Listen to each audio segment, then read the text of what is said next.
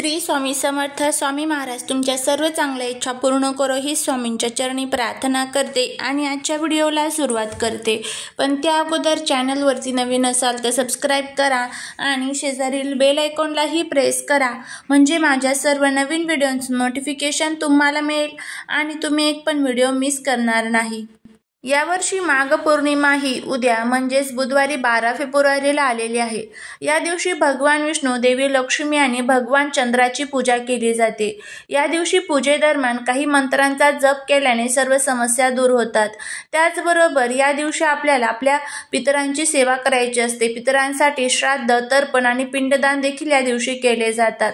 तर माघ पौर्णिमेची जी सुरुवात आहे तर ती 11 फेब्रुवारीला रोजी संध्याकाळी 6:55 सुरू होईल आणि दुसऱ्या दिवशी बुधवारी 12 फेब्रुवारी रोजी संध्याकाळी 7:22 संपेल। म्हणून उदया तिथीनुसार 12 फेब्रुवारी 2025 ला उद्या आपल्याला पौर्णिमा साजरी करायची आहे। धार्मिक मान्यतेनुसार माघ पौर्णिमेच्या दिवशी देवी लक्ष्मी आणि भगवान विष्णूंची पूजा केल्याने सर्व दुःख आणि क्लेश दूर होतात, जीवनात सुख समृद्धी येते। या दिवशी संकटांपासून मुक्त होण्यासाठी लक्ष्मी नारायणाच्या काही खास मंत्रांचा जप केला जातो। यामुळे आपल्यावरती देवी लक्ष्मी आणि भगवान विष्णूंची कृपा होते।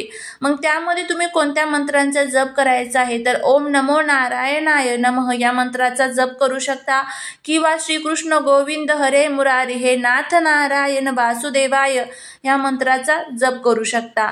त्याचबरोबर देवी लक्ष्मीला प्रसन्न करण्यासाठी लक्ष्मी नारायणाय नमः या मंत्राचा जप करू शकता।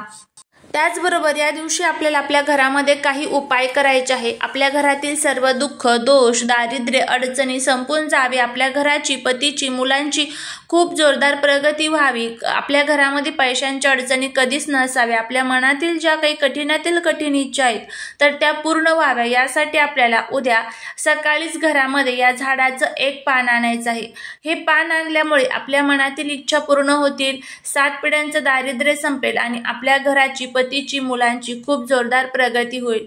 तर असा हा प्रभावी उपाय उद्या आपल्याला पौर्णिमेच्या दिवशी करायचा आहे। हा उपाय कशा पद्धतीने करायचा याची संपूर्ण माहिती या आजच्या व्हिडिओमध्ये आपण घेणार आहोत, त्यामुळे व्हिडिओ हा स्किप न करता शेवटपर्यंत पाहत रहा। चॅनलवरती नवीन असाल तर सबस्क्राइब करायला अजिबात विसरू नका।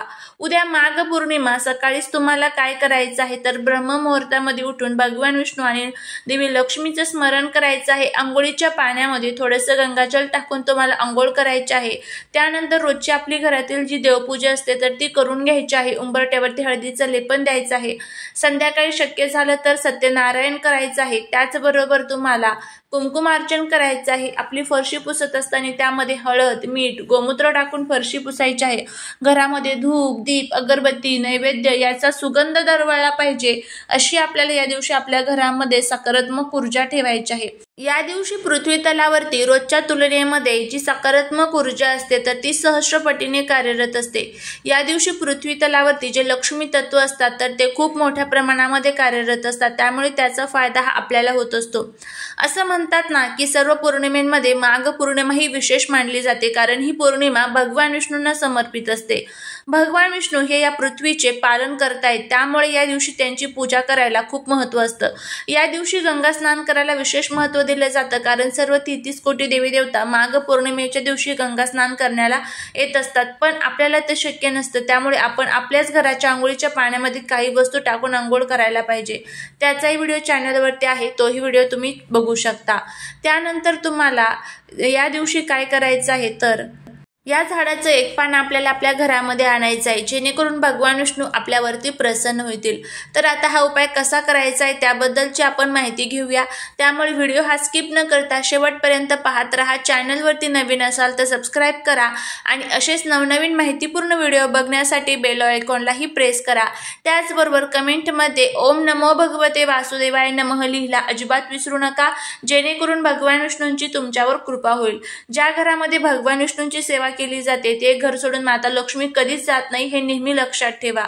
त्यानंतर तुम्हाला काय करायचं आहे, हा उपाय कशासाठी, तुमच्या मनामध्ये ज्या काही तुमच्या शारीरिक इच्छा असतील, मानसिक इच्छा असतील, कर्जमुक्ती, दारिद्र्य, दुःख, अडचणी, संकटे दूर व्हावे, धनप्राप्ती असेल, नोकरी प्राप्ती असेल, प्रमोशन असेल, मुलांची प्रगती असेल, कुटुंबाची प्रगती असेल, घरामध्ये सतत भांडण होत आहे, काही शत्रूंचा तुम्हाला त्रास होत आहे किंवा तुमच्या ज्या काही अनेक इच्छा असेल तर त्या इच्छांसाठी तुम्हाला हा उपाय करायचा आहे।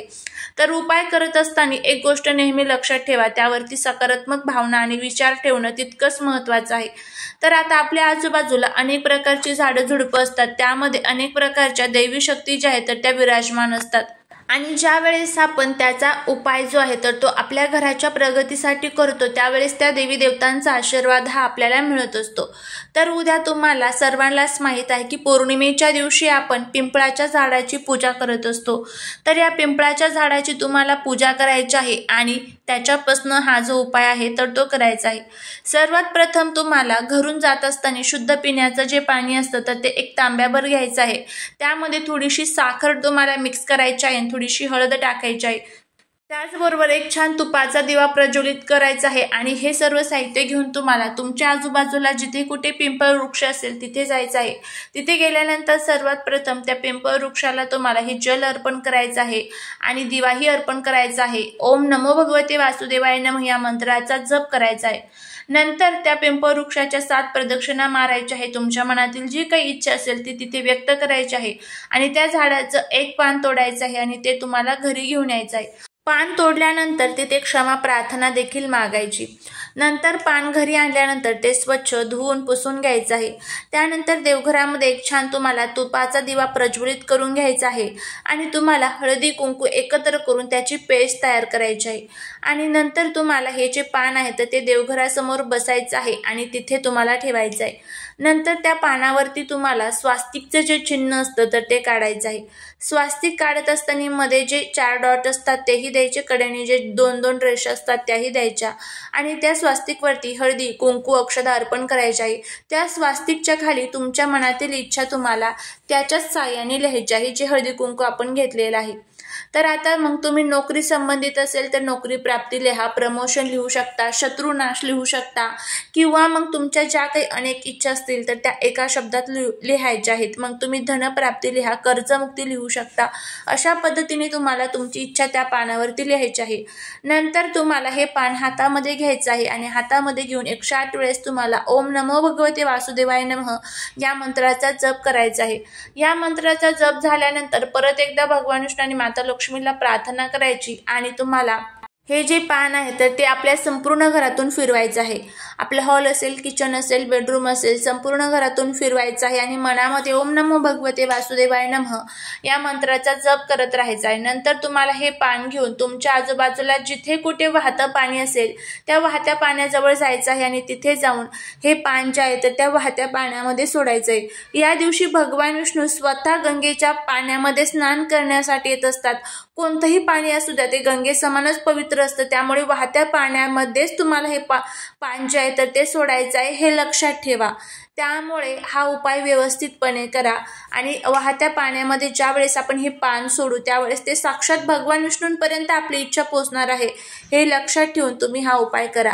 तर अशा पद्धतीने आपल्याला हा उपाय करायचा आहे। घरी यायचं, स्वच्छ हातपाय धुवायचे, घरामध्ये प्रवेश करायचा, सकाळी 11 वाजायच्या अगोदर तुम्हाला हा उपाय करायचा आहे। नक्की करून बघा, नक्कीच तुम्हाला याचा जो फायदा आहे तर तो होईल। घरातील सर्व दुःख, दारिद्र्य, दोष, अडचणी संपून तुमच्या मनातील ज्या काही कठीणातील कठीण इच्छा असतील तर त्या देखील पूर्ण होतील।